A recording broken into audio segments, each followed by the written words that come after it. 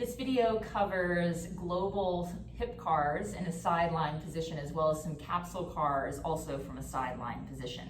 So if you have two yoga blocks, grab those, or you could substitute a cushion or a pillow.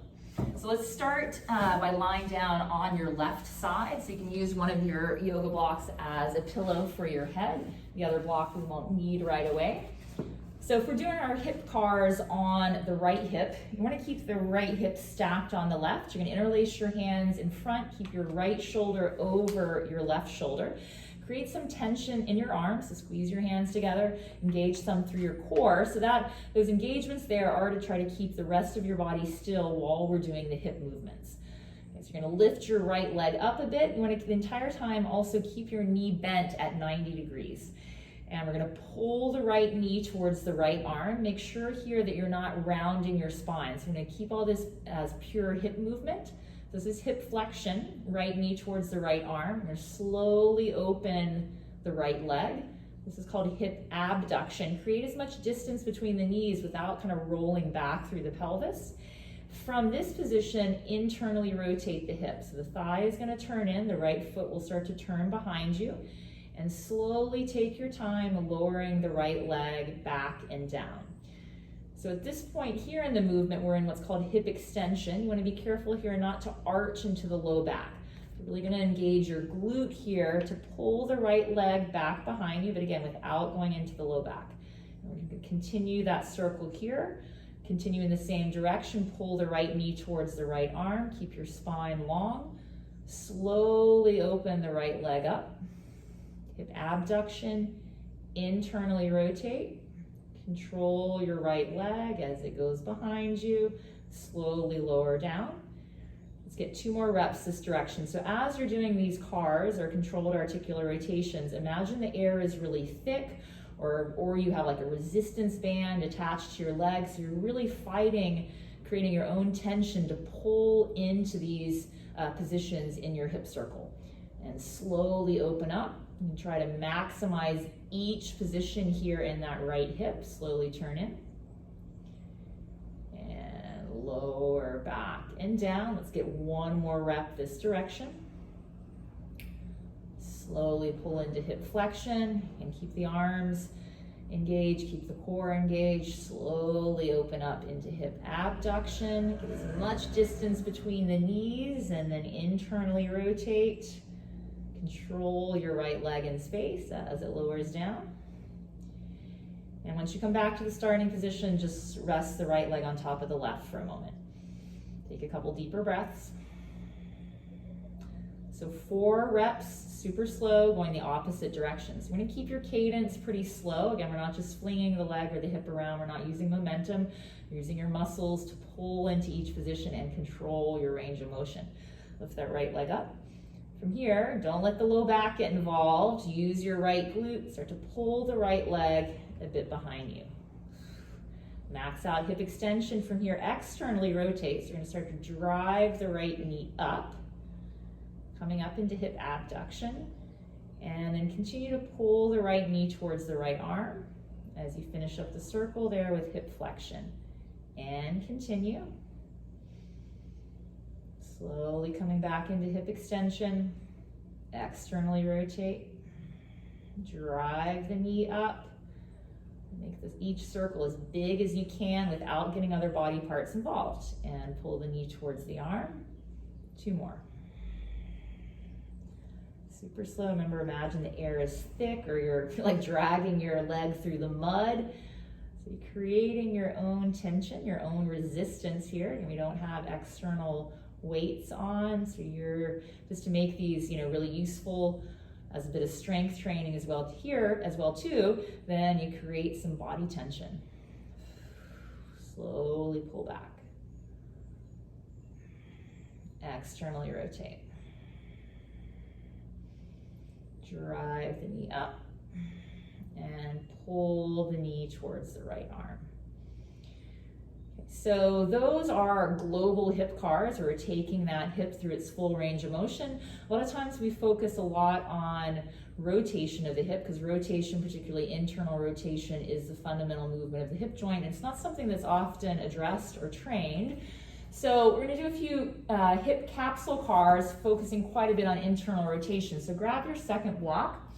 You're going to place it between your knees. So here we're in 90 degrees of hip flexion, knees in line with the hips. You're going to keep that same 90-degree angle in the right leg. And so internal rotation from this position looks like this. You're going to turn the right thigh in, keep squeezing the block. The pinky toe side of your right foot will go upward. And here, take your right hand to the side of your waist. So as you do these movements into internal rotation, don't hike the hip up. So just having the hand there as a little bit of tactile feedback to notice when you might compensate by kind of twisting the pelvis up. So stay long through the right side of the waist, and just do a couple more of these. So when you get to your end range of internal rotation, try to squeeze out a little bit more. So really think of turning the femur bone, the thigh bone in, press up through the pinky toe side of the foot. Just feel a lot of stuff here on this right outer hip engaging. You can even kind of poke around there a little bit and lower the foot back down. 2 more. Internally rotate. Again, have a little poke around. Interesting. Okay, what's engaging, what's contracting here to create this movement here in my hip? And slowly lower down and come back up. Hold internal rotation. So all the linear movements that we make in the hip, some amount of rotation has to occur, has to be available in the hip joint, joint workspace for those linear movements to happen. That's why we focus so much on rotation of the hips. Okay, so let's remove the block. So that was working on internal rotation there in hip flexion. So we're gonna come back to this position with the legs apart, hip abduction. And we're going to try to rotate the hip here. So we're going to come into internal rotation, which is part of the global hip CAR. Turn the thigh in, foot goes behind. Try to squeeze out as much internal rotation as you can, and then pivot back through. Try to externally rotate. So almost as if you're going to kick the inner edge of the foot forward. There's not going to be a whole lot of movement there. And internally rotate. So if you think that there's like a skewer from your knee down your thigh bone into your hip socket, you're just rotating your thigh on that skewer. Okay, so you don't want to be dropping the knee around or moving the pelvis around. It's a pretty small and controlled movement. Internally rotate. Okay, come back to external rotation. And controlling the movement, you're not just flinging the leg back and forth quickly, really trying to squeeze out as much rotation in each direction. Okay, let's get 1 more internal rotation and 1 more external rotation. Okay, go ahead and lower that right leg down. Should be feeling some stuff going on here in that right hip. Okay, let's roll over and get the left side. So 1 block as your pillow. Don't need the other block just yet. Okay, knees in front of the hips. Keep your spine long, so more or less in a neutral position. Interlace your hands. Create some tension in the hands and arms in your core. Lift your left leg up. Keep that knee bent at 90 degrees.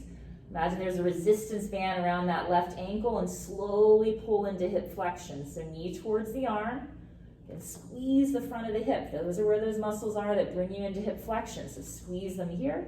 Slowly push the left leg open. This is more outer hip stuff, so squeeze more along the outer hip tissue. From here, internally rotate. Keep that knee at 90 degrees. Really squeeze the left glute here to control going into hip extension. Again, try not to get the low back involved. Okay, come back through the starting position. Slowly pull into hip flexion. Try not to speed up at parts of the circle. Try to keep your cadence or your rhythm very smooth and even. And internally rotate. And sometimes, like, it's not so smooth in the rotational parts of the hip CARs, so the transition to internal rotation or external rotation. So if you notice those spots seem a little bit clunky, those are like, classic positions where that can be a bit sticky there. It just means you need to practice a little bit more on rotation. Okay, let's open up here into hip abduction, internally rotate, smoothly rotate as you lower the leg back and down. 1 more time this direction. Keep breathing, keep some tension in the arms and the core. Fight to push the left hip open, internally rotate. So slow and controlled. That's why they're controlled articular rotations. And go ahead and rest the left leg down for a moment. Take a couple breaths. Okay, one more breath in. Exhale out. Squeeze the hands together, squeeze the arms. Okay, lift the left leg up. So again, we're creating internal tension, so these can be kind of as intense as you make them be. So let's squeeze the left glute, pull the left leg back behind. From here, externally rotate. Drive the knee up, then pull the knee towards the left arm, coming into hip flexion. And keep some tension in your core so you're stable. Take the leg back, externally rotate. Drive the knee up to the sky, and then pull the knee towards the left arm. Okay, 2 more times. Slowly pulling back.